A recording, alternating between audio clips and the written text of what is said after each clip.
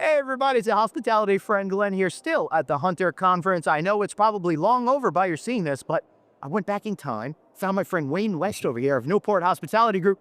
Chat up a little bit. Before we get into what you are up to, how you feeling about the vibe over here? You know, it's nice to see a change. Yeah. I Yeah, think new venue, just in case people aren't up to speed. they've chosen a new venue, lots of space. I think the hotel is beautiful. The service levels have been good. The food and beverage is good. So they chose the great asset to do it. There again, I think the space is good. Hunter is a relationship conference to me. Yeah. I get to see people. I get to talk to people, and I think this venue does that and accelerates what you're able to do like that. So I think Hunter does a good job all the time, but the venue just adds to it this year. Yeah, it sure does. It's a really great place, and it's very conveniently set up. What I like about what here is that those meaningful bump-ins that you can create, right? And for those of you who don't know, a lot of conferencing is you got meetings set up and stuff, but it's those meaningful bump-ins that really can make the difference. Yeah. And for a person like you who's got a management company and you're looking to create relationships, that usually is a good way to just have an impromptu conversation, right? I get as much out of the sessions as I do running through these hallways and seeing people that I haven't seen in 5 years, or meeting a guest meeting an owner that we tried to do a deal with a year ago. The deal didn't work, but now he said, "Oh, I need you to help me on this." Yeah, yeah. And we didn't make anything out of a deal a year or so ago, but it was very beneficial that we built that relationship. Yeah, and right. This is such an important relationship-driven business, and what I just love is being able to say hello to people. And for those of you out there trying to do things, I just closed a deal recently that's for like 5 years, right? But it was constant being in people's presence and getting to know them, building that level of trust. So and trust is a great word. You got to have alignment. You got to have trust. I was just in a meeting with an owner, and we're getting ready to do another deal. Really, because we did the first deal, and the first deal is always the hardest, right? And you learn a little about you. He learns about what we're good at and what he's good at, and you build that trust factor. And we're doing another deal just because of that. That's really great. But as a smaller management company, I say about 37 hotels, but not such a small management company. I think it's a very nice size, right? It's because once you get past that, you have to start really thinking about scaling and all that kind of stuff, I would think. So you're more of a family-focused vibe, right? We're a family-owned company. Yeah. The company was started 35 years ago by two cousins, Cornell grad and a money guy, a guy that was selling a huge ranch in Texas. They put those two, skill sets together, started buying and building hotels, and it turned into 37. We've had as many as 54. We're nimble. We mentioned the family-owned. I own part of the company, adopted me. I was never a family member, but they adopted me 13 years ago. Correct. And let me buy in. So we have the ability to be 37 hotels, but I was mentioning earlier, we have all the resources. We have internal accounting, we have HR, we have construction services, we have a corporate engineer that's maybe the best in the industry. We have commercial strategy, we have operations. So we have all those pieces. So is that uncommon? I think it's common when you see the bigger companies that they have all the disciplines like house. I think a lot of my peer groups and a lot of the folks we know may third party that out, may outsource it. We have it internally, so I think we're maybe quicker to say, if I need to send my engineer because you've got a problem, I can put him on a plane and be there the next day. Right. I'm not working for a third party, or I'm not calling someone that I don't trust to give me that advice. And we do that in so many different disciplines. What's the secret to successful hotel management?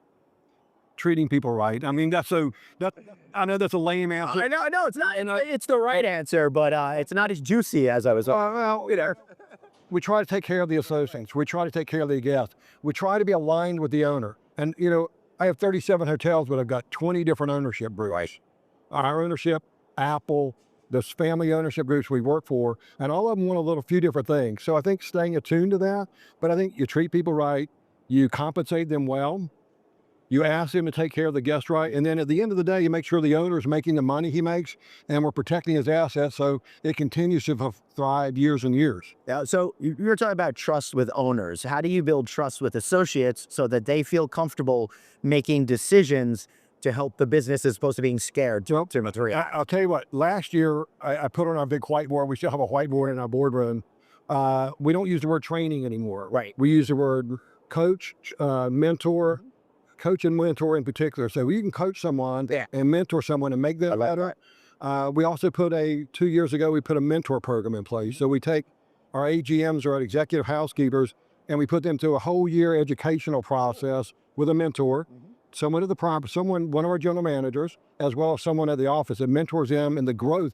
And it may be a housekeeper wants to be an executive housekeeper. That'd be amazing. Or executive housekeeper wants to be an AGM. Right. We've grown a couple of AGMs that way to general manager positions. So then how do you think about the overall growth of the company as being tied to the growth of your employees? Because as they continue to be successful and mature, you need places to put them so you don't lose them. Right. And that's a quandary, right? Because they want great people, but there comes times, and I've got a great example of a great guy who I thought was going to replace me 5 years ago.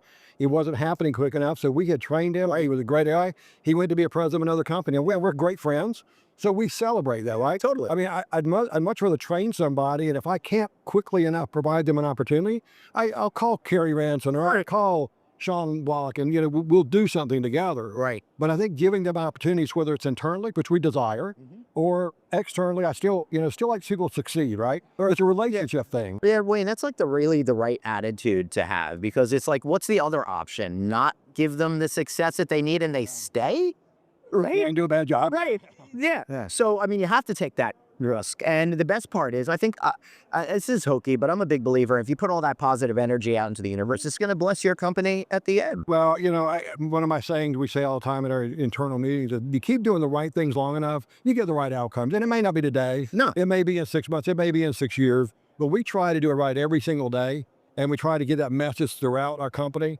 I know that's a little hokey sounding, but we really do. We try to live by it. It is, continuing on that kind of vibe. I think that we spend a lot of time in our careers worrying about that kind of stuff, right? And a lot of associates out there, they have this instant gratification mindset. I think that's more of a younger person thing, because technology has kind of moved things along so much that people are sometimes impatient. So how do you guide them to make sure that they're actually ready, as opposed to when a lot of young people say they're ready when they're just not? Well, it's like ready. We use a lot of interns, especially out of Virginia Tech. We have a couple of hotels there. We use a lot of interns, and I met one of them here today that has worked at our hotel. So they get a taste of it, and we move along slowly. And there are people that, you're right, that think, hey, I'm ready to be a GM. I graduated from Virginia Tech with a hospitality degree, and they really need several years of seasoning. Right. So we try to roll them through that slowly. And if they can find something better, we'll celebrate that. But truly, I started as a desk clerk, a long time ago. I have friends in the business. If I look at a lot of our friends that started the same way and grew up to the business, it's not something you can graduate and be a general manager today. No. And you don't want to, because you'll fail. Right. Nor should you. I think it's really important to understand all of the disciplines and actually take part in them, because that gives you a much more of a 360-degree insight than just looking at the P&L and worrying about the financials. You got to have that humanity aspect in it as well.